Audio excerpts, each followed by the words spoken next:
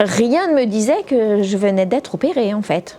Je suis Olivia, j'ai 50 ans. En 2019, au cours d'une autopalpation, j'ai senti une petite boule au niveau du sein droit. Comme beaucoup de personnes, on se dit toujours ça n'arrive qu'aux autres. Donc j'ai laissé traîner. Et 6 mois après, j'ai consulté ma médecin généraliste pour un rhume. Je lui ai demandé qu'elle me prescrive une mammographie. Lorsque j'ai fait la mammographie-échographie, le radiologue s'est rendu compte effectivement qu'il n'y avait pas une masse, mais 3 masses. Compte tenu des résultats, échographie, mammographie, etc., il fallait pratiquer une mastectomie.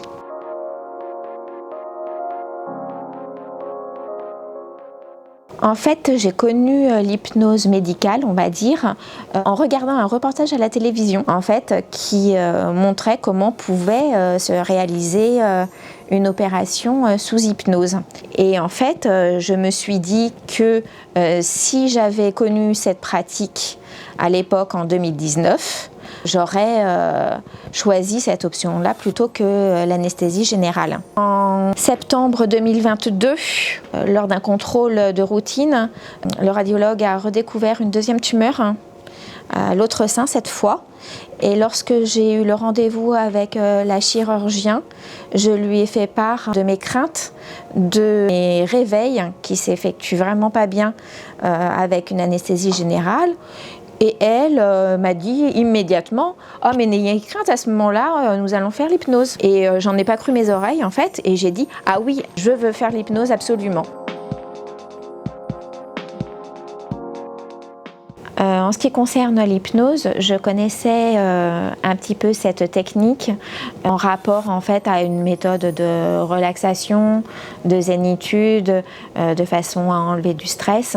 J'avais beaucoup de confiance en fait sur cette pratique, ce qui pouvait ôter tous mes doutes, à savoir si ça allait fonctionner ou pas sur moi, puisque je savais que j'étais plus ou moins quand même réceptive avant de faire l'hypnose pour cette opération chirurgicale.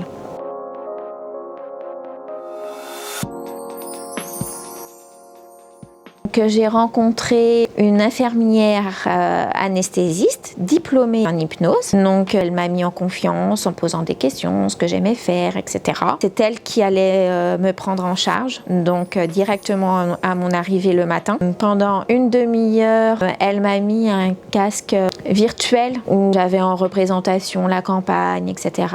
Donc 30 minutes de détente. Et puis ensuite, donc, elle m'a conduite directement au bloc opératoire. Donc après mon installation, elle m'a dit que c'était le moment de commencer la séance d'hypnose. J'avais choisi de refaire une autre promenade en montagne. Sa voix à côté m'accompagnait dans cette promenade. J'étais très en confiance. L'état de rêve permet quand même de parler et de pouvoir dire si on a mal ou non. Ça s'est produit 2 fois pendant l'opération, mais la douleur en fait n'a duré que 2 secondes. Au bout d'1 heure et quart, l'infirmière anesthésiste qui me faisait l'hypnose m'a dit « Oh ben Olivia, ça y est, vous pouvez ouvrir les yeux, l'opération est terminée ». Effectivement, j'ai ouvert les yeux, j'ai vu la chirurgien qui était à côté de moi, un grand sourire. J'ai été conduite en salle de réveil, mais moi en fait c'est comme si j'avais fait une petite sieste sans aucune douleur.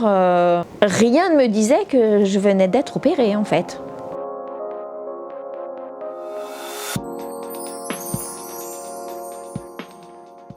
Par rapport à une anesthésie générale, il n'y a pas vraiment de réveil à proprement dit. Donc pas de nausées, pas de vomissements, pas de maux de tête, on n'est pas dans un coton. Il n'y a même pas à dire on s'en remet en fait.